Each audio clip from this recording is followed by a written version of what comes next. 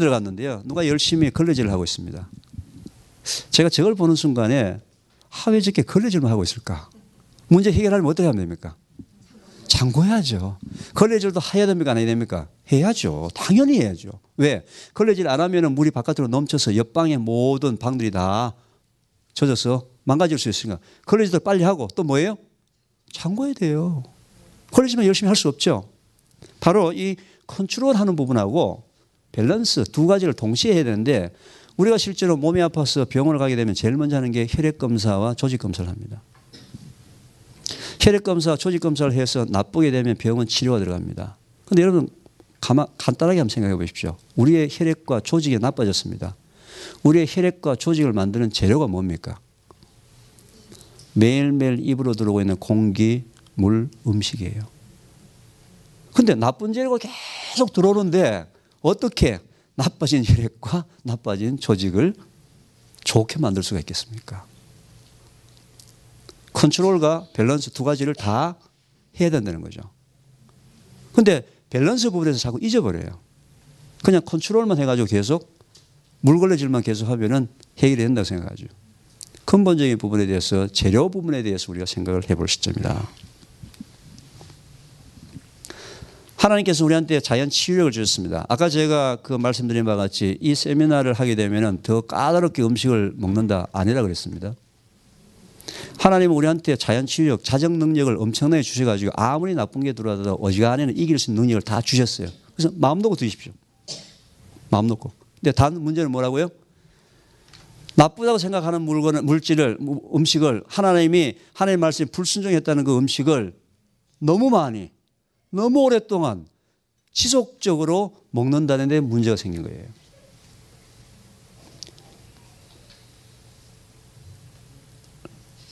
제가 아까 말씀드렸죠. 누가 질문하면 항상 제가 받는 질문이 교수님은 라면 잡수세요?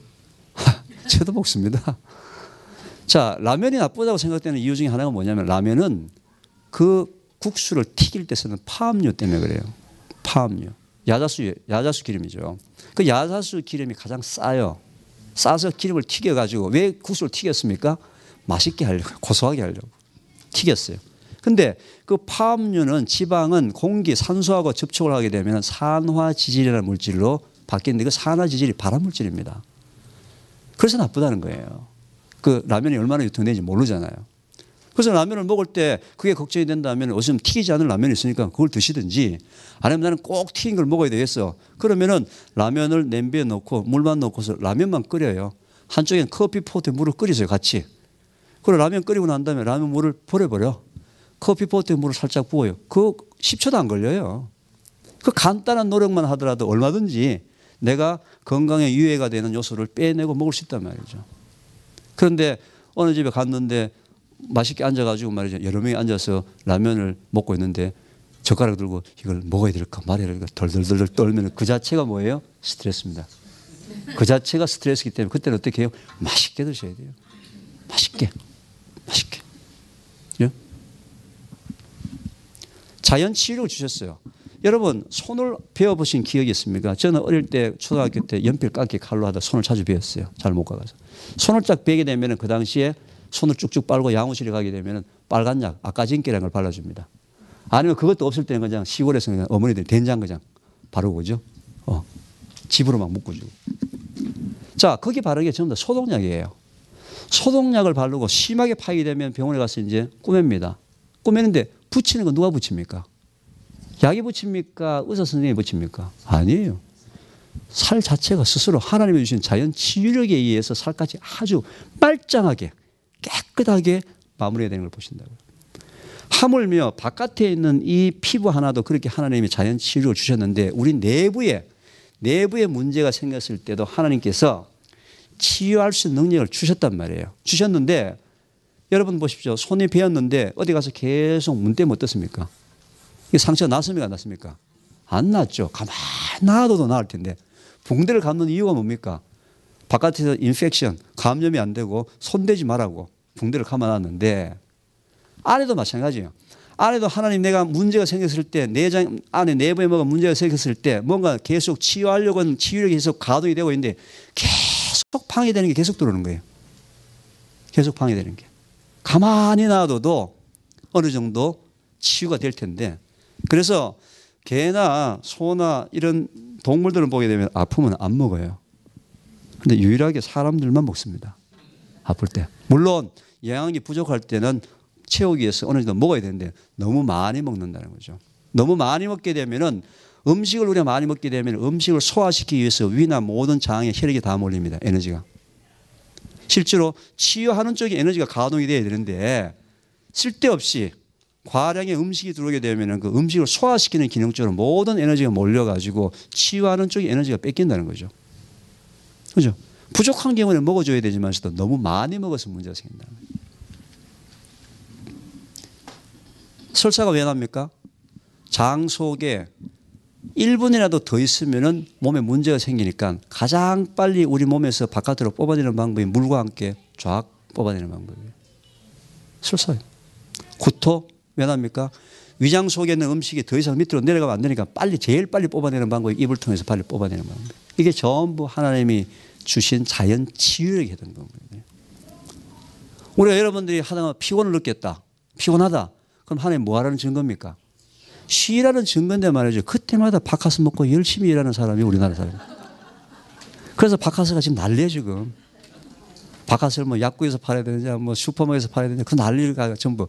피곤할 때 어떻게 해요? 쉬라는 게 하나님의 이게 법칙인데 그때마다 전 세계적으로 바카스가 유명한 나라가 우리나라밖에 없죠, 그죠? 이렇게 막 법적으로 막 난리가 돼가지고. 제가 지금 현재 말씀드린 이 내용들은 말이죠. 음식이나 이런 부분들은 지금까지는 뭐 대체의학이다, 뭐 이런 그 음식 환경 생활 습관 이런 부분은 대체의학이다, 이런 부분은 비과학이라고 얘기를 했어요. 근데 이게 한 5년 전서부터서는 에피제네틱스, 후성 유전학이라는 학문으로 실제로 저를 포함해서 많은 전 세계 과학자들이 연구를 하고 있습니다. 이게 뭐냐면은 지금까지 사람의 질병은 유전자에 기인한다 해서 게놈 프로젝트를 해가지고 굉장히 전 세계적으로 연구를 많이 했는데요. 게놈 프로젝트는 뭐냐면 우리 인간의 유전자 중에서 검사를 해보니까 바람 인자가 있다. BRCA 타입 1, 2이면 이 사람은 유방암 인자가 있다. 또는 당뇨병 인자가 있다. 그게 이제 요즘 퍼스널라이즈 케어 프로그램, 병원에서 하는 이제 그 개인 쪽으로 하는 그 치유 프로그램들 그렇게 갖고 있는데요. 어떤 사람이 말이죠. 일란성 쌍둥이가 똑같이 당뇨병 인자를 갖고 있는 일란성 쌍둥이가 태어났는데 두 사람의 유전자가 똑같은 겁니다. 근데 나이가 50이 됐는데 형은 당뇨가 걸렸는데 동생은 당뇨가 걸리지 않았다는 겁니다. 왜 걸리지 않았을까? 이걸 연구를 하는 학문이 후성 유전학입니다. 그래서 그 사람이 먹었던 음식, 생활 습관, 환경을 조사해서 어떤 팩터가 그 사람이 유전자 인자를 갖고 있는데도 불구하고 발현이 되지 않았느냐. 스위치 역할을 하는 뭐가 있지 않느냐. 소위 온, 오프 스위치를 찾아나가는 연구를 후성 유전학이라고 합니다. 그래서 저도 지금 현재 이 연구를 음식과 관련된 후성 유전학 연구를 현재 진행을 하고 있습니다.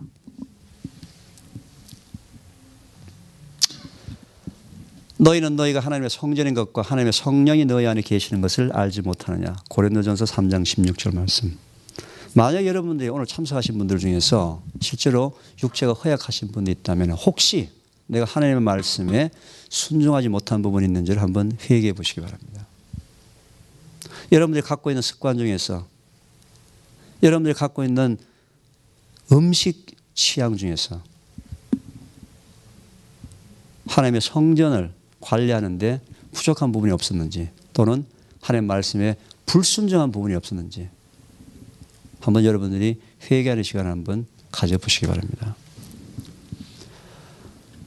제가 지금까지는 문제점에 대해서만 말씀을 드렸습니다. 그럼 어떻게 해결할 거냐? 너가 솔루션을 갖고 있느냐? 제가 여러분들한테 완벽한 솔루션은 드릴 수는 없습니다.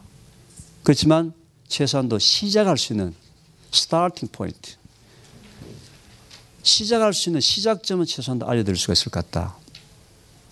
그리고 제가 지금 말씀드린 이 시작 포인트는 이미 그동안에 한 3년 정도 동안에 많은 분들을 통해서 많은 간증과 체험이 있는 부분입니다.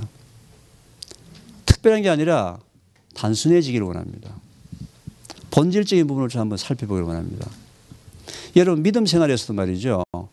신앙생활이나 교회 생활 중에서도 뭔가 복잡한 일이 발생되면 그건 하나님이 개입한 게 아닙니다.